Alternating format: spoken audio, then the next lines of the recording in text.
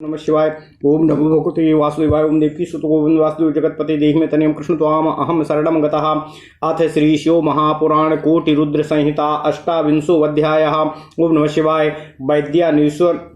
वैद्यनाथेश्वर ज्योतिर्लिंग के प्रादुर्भाव एवं महात्म्य का वर्णन। ओम नमः शिवाय। ओम नमः शिवाय। ओम नमः शिवाय। ओम नमो भगवते वासुदेवाय। ओम देवकी सुत गोविंद वासुदेव जगतपते देहि में तनियम कृष्ण त्वाम अहम शरणम गतः।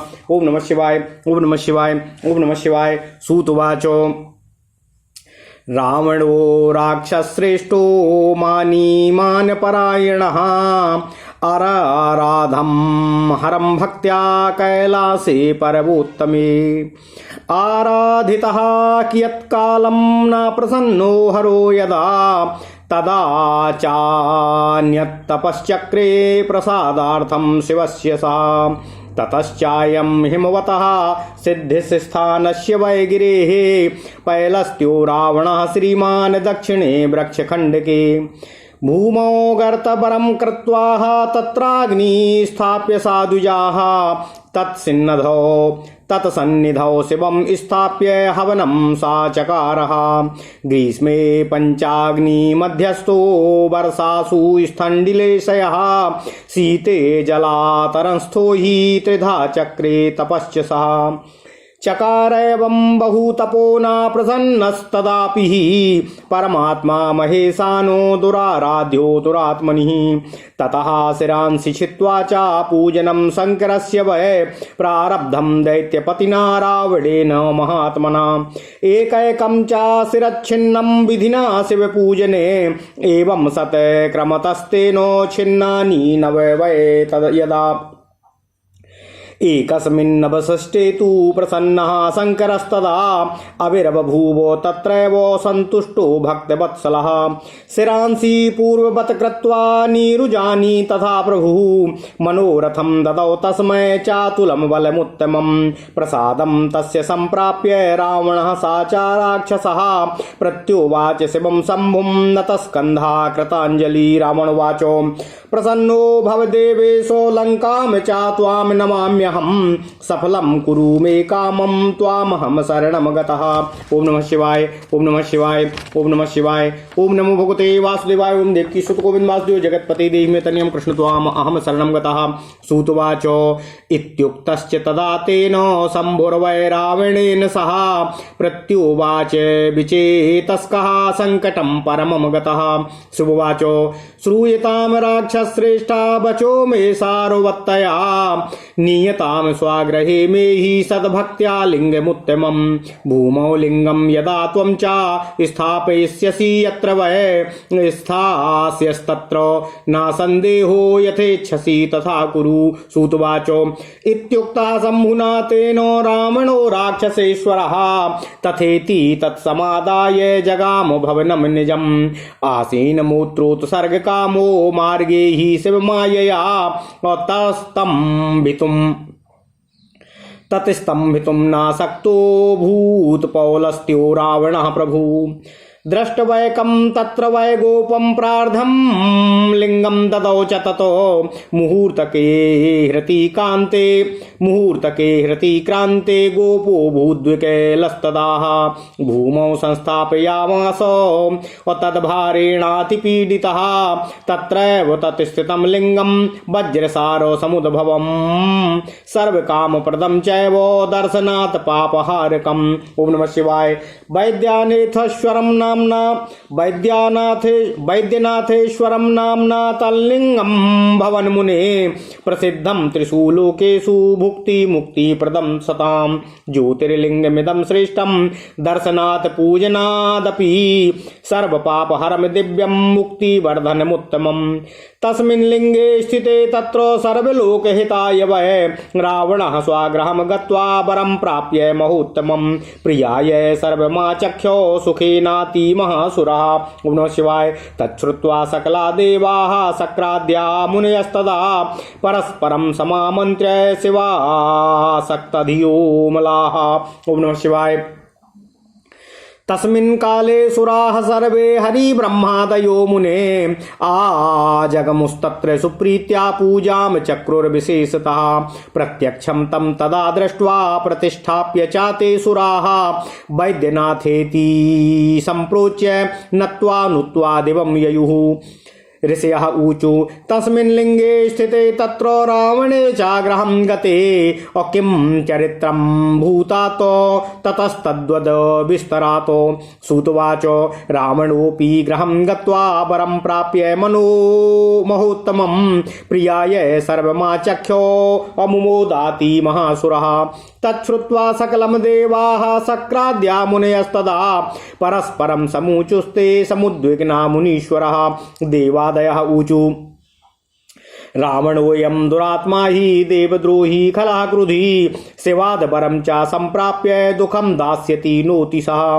किं कुर्म क्वाचा गच्छामो किं भविष्यति वा पुनः दुष्टाच दक्षतां प्राप्य किं नो साधयिष्यति हि इति दुःखं समापन्ना सक्राद्या मुनयासुराः नारदं च समाहूय पप्रच्छार विकलास्तदाः देवः ऊचु सर्वं कार्यं समर्थोऽसि कर्तुं त्वं मुनिसत्तमाः उपायं कुरु देवर्षे देवानां दुःखनाशने रावणोऽयं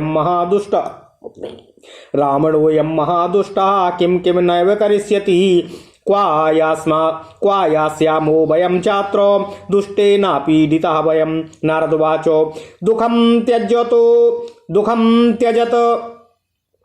दुःखं त्यजत भो देवाः युक्तिं कृत्वा चायाम्यहं देवकार्यं करिष्यामि कृपया शंकरस्य वै। ओम नमः शिवाय ओम नमः शिवाय ओम नमः शिवाय ओम नमो भगवते वासुदेवाय ओम देवकी सुत गोविंद वासुदेव जगत्पति देहि मे तनियं कृष्ण त्वाम अहम शरणं गतः।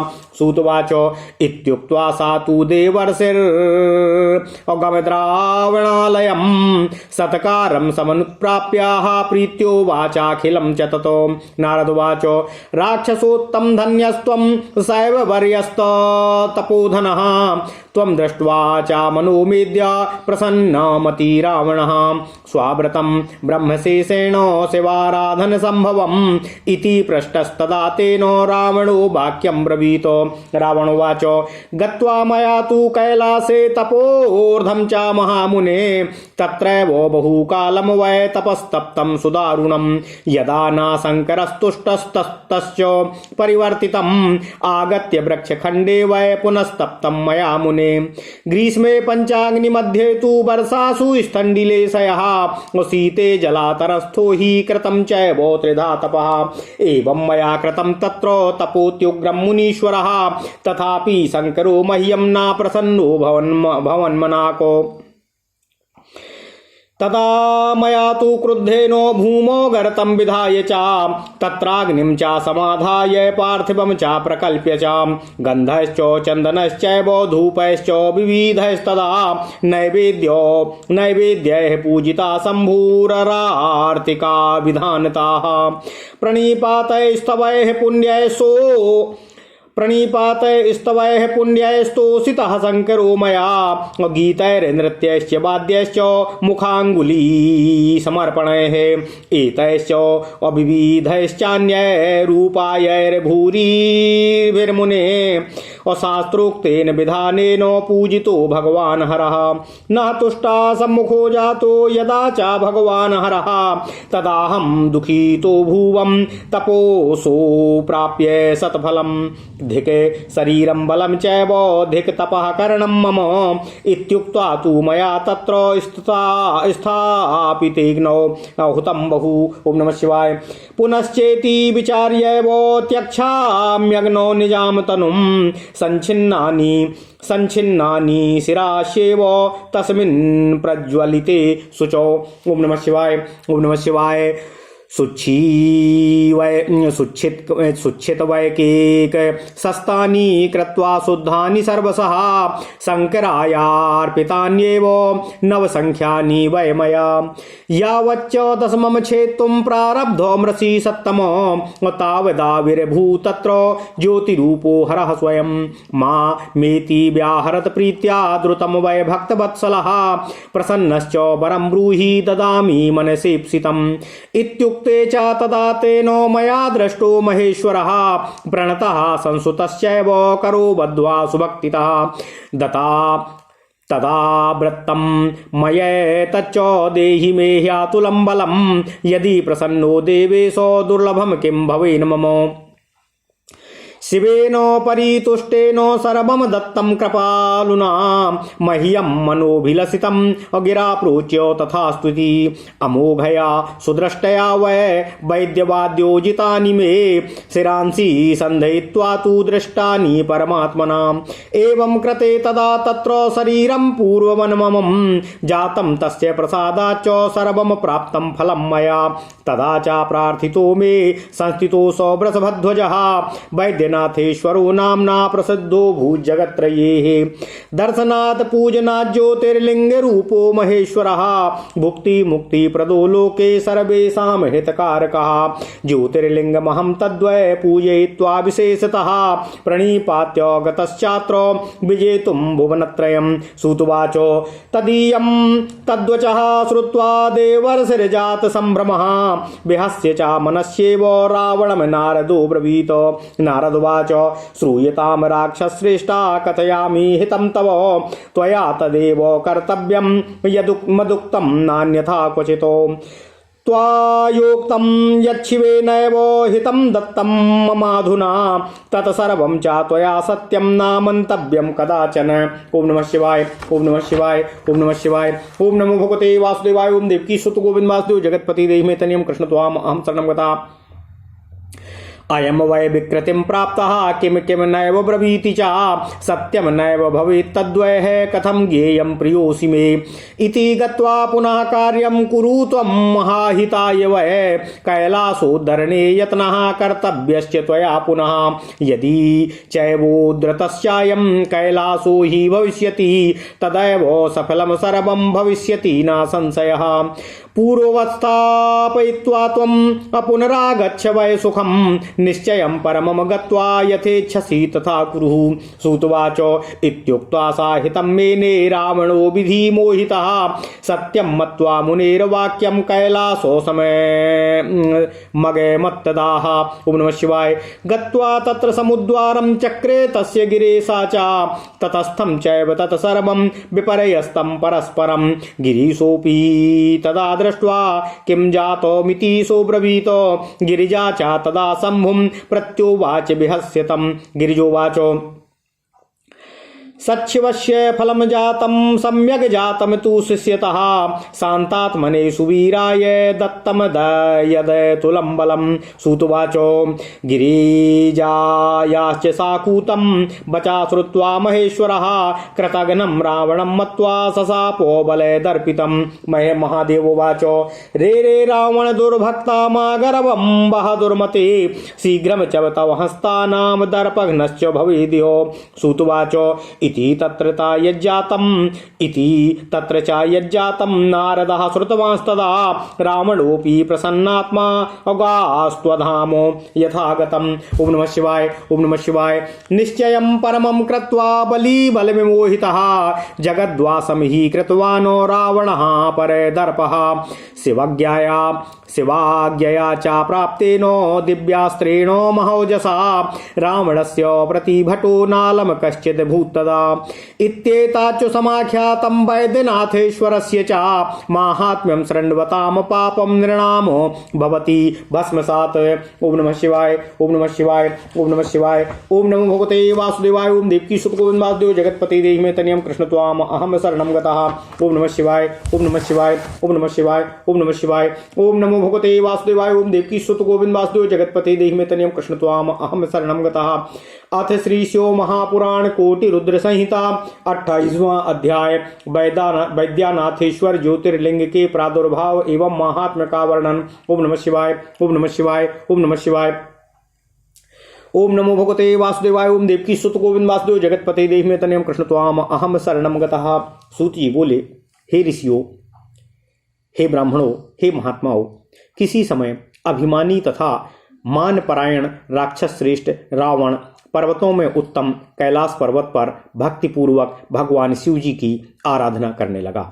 जब कुछ समय तक आराधना किए जाने पर भी शिव जी प्रसन्न न हुए, तब शिव जी को प्रसन्न करने के लिए उसने दूसरे प्रकार का तप करना प्रारंभ किया। हे द्विजों, पुलस्त्य कुल में जन्म ग्रहण करने वाला ऐश्वर्य संपन्न वह रावण सिद्धि के स्थानभूत हिमालय पर्वत के दक्षिण में वृक्षों से भरी हुई भूमि में एक उत्तम गर्त बनाकर उसमें अग्नि स्थापित करके उसमें समीप में भगवान शिव जी की स्थापना कर हवन करने लगा। वह ग्रीष्म काल में पंचाग्नि के मध्य बैठकर, वर्षा काल में खुले चबूतरे पर बैठकर और शीतकाल में जल के भीतर रहकर इस प्रकार से 3 प्रकार से कठोर तप किया। इस प्रकार उसने घोर तप किया, तब भी दुरात्माओं के लिए दुराराध्य परमात्मा सदाशिव भगवान शिव जी प्रसन्न नहीं हुए। उसके बाद दैत्यपति महात्मा रावण ने अपने सिर काटकर भगवान शिव जी का पूजन करना प्रारंभ किया। उस अग्नि में अपने सिरों को आहुति करते हुए उसने भगवान का घोर तप किया। उसने शिव पूजन में विविध विधि पूर्वक एक एक कर सिर काट डाला। इस प्रकार जब उसने क्रमशः अपने 9 सिर काट डाले, तब एक सिर के शेष रहने पर भगवान शिव जी प्रसन्न हो गए और वे भक्तवत्सल सदाशिव संतुष्ट होकर वहीं रावण के सम्मुख प्रकट हो गए। प्रभु भगवान सदाशिव ने उसके सिरों को पूर्ववत स्वस्थ करके उसको मनोवांछित फल तथा अतुल बल प्रदान किया। तब उसकी प्रसन्नता प्राप्त कर तब भगवान शिव की प्रसन्नता प्राप्त कर उस राक्षस रावण ने हाथ जोड़कर तथा सिर झुकाकर कल्याणकारी भगवान शिव जी से निवेदन किया। रावण बोला, हे देवेश, हे प्रभु, आप मुझ पर प्रसन्न होइए, मैं आपको लंकापुरी ले चलता हूँ। मेरी इस इच्छा को पूर्ण करने की कृपा कीजिए, मैं आपके शरणागत हूँ। ओम नमः शिवाय, ओम नमः शिवाय, ओम नमः शिवाय। सूत जी बोले, हे ऋषियों, तब उस रावण के द्वारा इस प्रकार कहे जाने पर भगवान शिव जी परम संकट में पड़ गए और खिन्न मनस्क होकर उन्होंने रावण से कहा। शिव जी बोले, हे राक्षस श्रेष्ठ, तुम मेरी महत्वपूर्ण बात सुनो। तुम उत्तम भक्ति से युक्त होकर मेरे इस श्रेष्ठ शिवलिंग को अपने घर ले जाओ, किंतु तुम इस प्रकार लिंग को भूमि पर जहाँ भी रख दोगे वह वहीं पर स्थित हो जाएगा, इसमें संदेह नहीं है। अब जैसा तुम चाहो वैसा करो। ओम नमः शिवाय। सूत जी बोले, हे ऋषियों, भगवान शिव जी के इस प्रकार कहने पर राक्षस श्रेष्ठ रावण ठीक है ऐसा कहकर उस लिंग को लेकर अपने घर लंका की ओर प्रस्थान किया।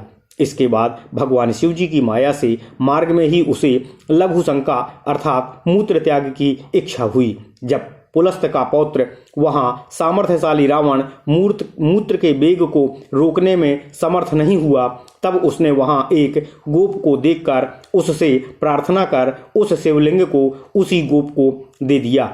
एक मुहूर्त बीतने पर वह गोप शिवलिंग के भार से पीड़ित होकर व्याकुल हो उठा और उसे पृथ्वी पर रख दिया।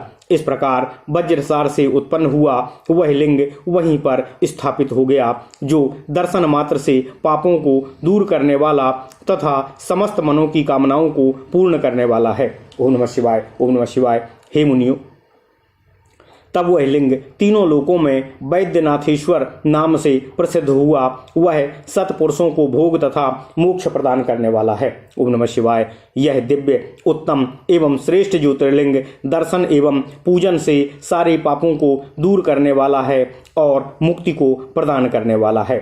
सारे लोगों का कल्याण करने के लिए उस वैद्यनाथेश्वर शिवलिंग के वहां स्थित हो जाने पर रावण श्रेष्ठ वर प्राप्त करके अपने घर की ओर प्रस्थान कर गया और उस महान असुर ने अपनी पत्नी के साथ अत्यंत हर्षपूर्वक सारा वृत्तांत साझा किया। ओम नमः शिवाय। इस प्रकार उस वृत्तांत को सुनकर इंद्र आदि सभी देवता तथा निष्पाप मुनिगण आपस में विचार कर वैद्यनाथेश्वर में आसक्त बुद्धि वाले हो गए। ओम नमः शिवाय। हे मुनियों, सूत जी बोले, इस समय ब्रह्मा विष्णु आदि सभी देवगण वहां आए और उन्होंने विशेष विधि से अतिशय प्रीतिपूर्वक वैद्यनाथेश्वर भगवान शिव जी का पूजन किया। वहां भगवान शंकर जी का प्रत्यक्ष दर्शन करके देवताओं ने उस वज्रसारमय शिवलिंग की विधिवत स्थापना की और उसका वैद्यनाथ नाम रखकर उसकी वंदना और स्तवन करके वे स्वर्गलोक को पुनः प्रस्थान कर गए। ओम नमः शिवाय। सूत जी बोले, हे ऋषियों, हे तात, उस लिंग के वहां स्थित हो जाने तथा रावण के घर चले जाने पर क्या घटना हुई उसे आप विस्तार से सुनिए। सूत जी बोले, अति उत्तम वर प्राप्त कर घर जाकर के महान असुर रावण ने सारा वृत्तांत अपनी पत्नी से कहा और बहुत आनंदित हुआ। हे मुनीश्वरों, वह सारा वृत्तांत सुनकर वे इंद्र आदि देवता तथा मुनिगण अत्यंत व्याकुल होकर आपस में कहने लगे। देवता लोग आपस में बोले, यह दुरात्मा रावण देवद्रोही, खल तथा दुर्बुद्धि है। भगवान शिवजी से वरदान प्राप्त कर यह हम लोगों को बहुत अधिक दुखित करेगा। हम लोग क्या करें, कहाँ जाएं, अब फिर क्या होगा? एक तो वह स्वयं दुष्ट है, दूसरे अब भगवान शिवजी से वरदान प्राप्त कर और भी उद्धत हो गया है। अतः हम लोगों का अब कौन सा अपकार नहीं कर सकता। इस प्रकार दुखी हो इंद्रा आदि देवता एवं मुनिगण नारद जी को बुलाकर व्याकुल होकर के भगवान उनसे पूछने लगे। देवगण बोले, हे मुनि सत्तम, आप सभी कार्य करने में समर्थ हैं, अतः हे देवर्षि, देवगणों के दुख का नाश का कोई उपाय बताइए। यह महाखल रावण क्या क्या नहीं कर डालेगा। हम लोग इस दुष्ट से सर्वथा पीड़ित हैं, अतः अब हम लोग कहाँ जाएं और क्या करें? नारद जी बोले, हे देवताओं, आप लोग दुखी मत होइए, मैं जा रहा हूँ और कोई उपाय करके भगवान शिव जी की कृपा से देवताओं के कार्य को अवश्य सिद्ध करूँगा। ओम नमः शिवाय, ओम नमः शिवाय, ओम नमः शिवाय। सूत जी बोले, हे ऋषियों, हे ब्राह्मणों, ऐसा कहकर वे देवर्षि नारद जी रावण के घर गए और उससे सत्कृत होकर प्रीति से उन्होंने यह सब कहा। नारद जी बोले, हे राक्षसोत्तम, तुम धन्य हो और श्रेष्ठ शिव भक्त हो। हे तपोधन, हे रावण, तुम्हें देखकर मेरा मन आज बहुत अधिक प्रसन्न हुआ है। अब तुम शिवाराधन संबंधी अपने संपूर्ण वृत्तांत को कहो।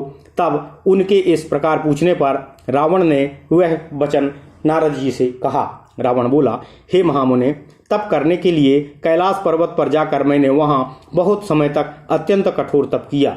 हे मुने, जब भगवान शिव जी प्रसन्न नहीं हुए तब वहां से आकर मैंने पुनः वृक्ष समूह के समीप दूसरे प्रकार से तप करने का निश्चय किया और तप करने लगा। ग्रीष्म ऋतु में मैंने पंचाग्नि के मध्य रहकर, वर्षा काल में स्थांडिलशायी होकर और शीतकाल में जल के मध्य में रहकर 3 प्रकार से मैंने कठोर तप किया।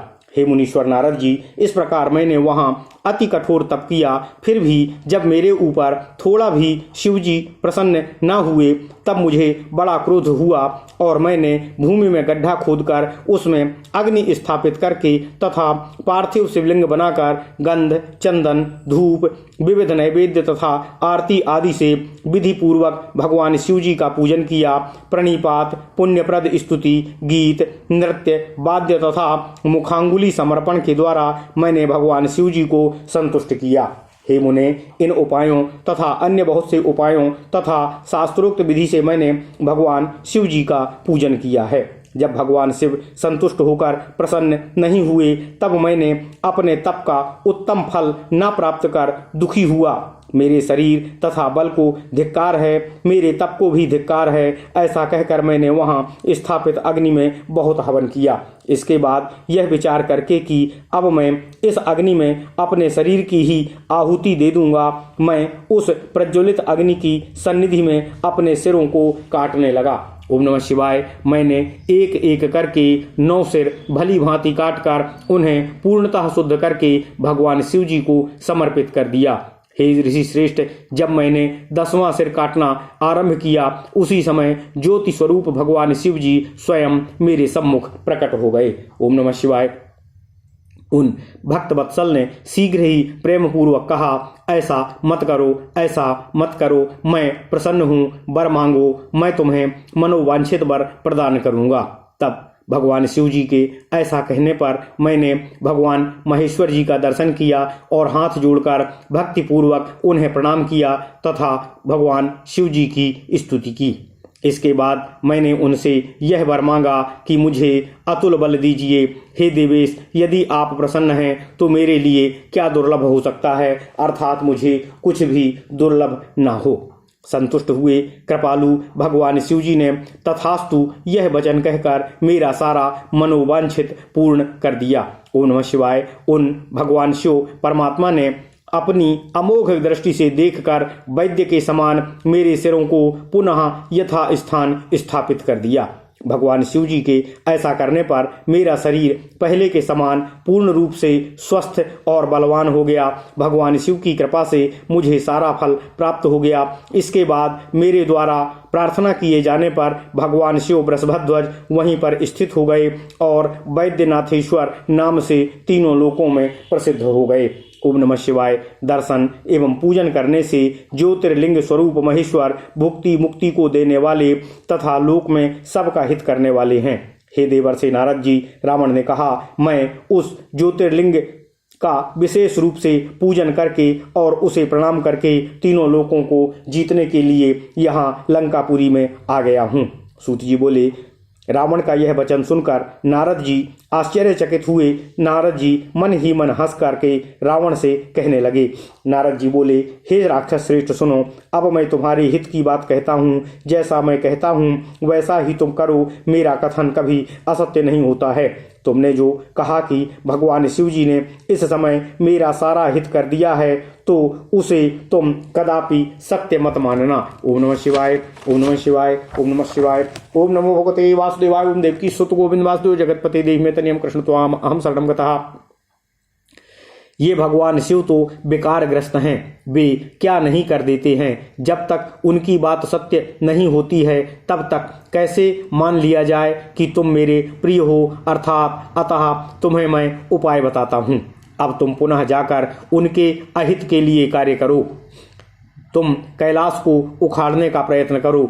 यदि तुम इस कैलाश को उखाड़ दोगे तब सब कुछ सफल हो जाएगा, इसमें कुछ भी संशय नहीं है, और तुम्हारे बल की परीक्षा हो जाएगी जो भगवान शिव जी ने तुम्हें प्रदान किया है। इसके बाद उसे पूर्व की भांति वहीं पर स्थापित कर पुनः सुखपूर्वक लौटकर आ जाना। अब निश्चय पूर्वक समझ बूझकर तुम जैसा चाहो वैसा करो। सूत जी बोले, हे ऋषियों, ऋषि नारद जी के इस प्रकार कहने पर प्रारब्धवश मोहित हुए उस रावण ने उसमें अपना हित और परीक्षण समझा और मुनि की बात को सत्य मानकर कैलाश की ओर चल पड़ा। उसने वहां जाकर कैलाश पर्वत को उखाड़ना आरंभ किया, जिससे उसके ऊपर स्थित सब कुछ, सभी प्राणी और पदार्थ परस्पर आपस में टकराकर गिरने लगे। तब भगवान शिवजी भी यह देखकर कहने लगे कि यह क्या हुआ। तब पार्वती ने हंसकर भगवान शंकर जी से कहा। देवी पार्वती बोली, आपने शांतात्मा महावीर को जो अतुल बल दिया है, उसे उत्तम शिष्य बनाने का यह फल आपको प्राप्त हो रहा है। यह सब उसी शिष्य के द्वारा किया हुआ है। सूत जी बोले, देवी पार्वती जी के इस व्यंग वचन को सुनकर भगवान शिव ने रावण को कृतघ्न तथा बल से गर्वित समझकर उसे शाप दे दिया। महेश्वर जी बोले, हे दुर्भक्त रावण, हे दुर्मते, तुम घमंड मत करो। अब शीघ्र ही तुम्हारे हाथों के घमंड को दूर करने वाला यहाँ कोई उत्पन्न होगा। सूत जी बोले, इस प्रकार वहां जो घटना घटी उसे नारद जी ने भी सुन लिया और रावण भी प्रसन्न चित्त होकर जैसे आया था वैसे ही वहां से अपने स्थान को प्रस्थान कर गया। ओम नमः शिवाय। ओम नमः शिवाय। ओम नमः शिवाय। उसके बाद बलि तथा शत्रुओं के अभिमान को चूर करने वाला रावण ने भगवान शिव जी के वरदान को सत्य मानकर अपने बल से विमोहित हो सारे जगत को अपने वश में कर लिया। भगवान शिव जी की आज्ञा से प्राप्त महातेजस्वी दिव्यास्त्र से युक्त उस रावण की बराबरी करने वाला कोई भी शत्रु उस समय विद्यमान नहीं था। हे ऋषियों, इस प्रकार मैंने वैद्यनाथेश्वर के महात्म्य का वर्णन आप लोगों से कर दिया है, जिसे सुनने वाले मनुष्यों का समस्त पाप विनष्ट हो जाता है। ओम नमः शिवाय। ओम नमः शिवाय। ओम नमः शिवाय। इति श्री शिव महापुराणे चतुर्थ्याम कोटिरुद्र संहितायाम वैद्यनाथेश्वर ज्योतिर्लिंग महात्म्य वर्णनम नाम 28वां अध्याय। इस प्रकार श्री शिव महापुराण के अंतर्गत चतुर्थ कोटिरुद्र संहिता में वैद्यनाथेश्वर ज्योतिर्लिंग महात्म्य वर्णन नामक 28वां अध्याय पूर्ण हुआ। ओम नमः शिवाय, ओम नमः शिवाय, ओम नमः शिवाय। ओम नमो भगवते वासुदेवाय। ओम देवकी सुत गोविंद वासुदेव जगतपति देहि में तनियम कृष्ण त्वाम अहम शरणम गतः। ओम नमः शिवाय।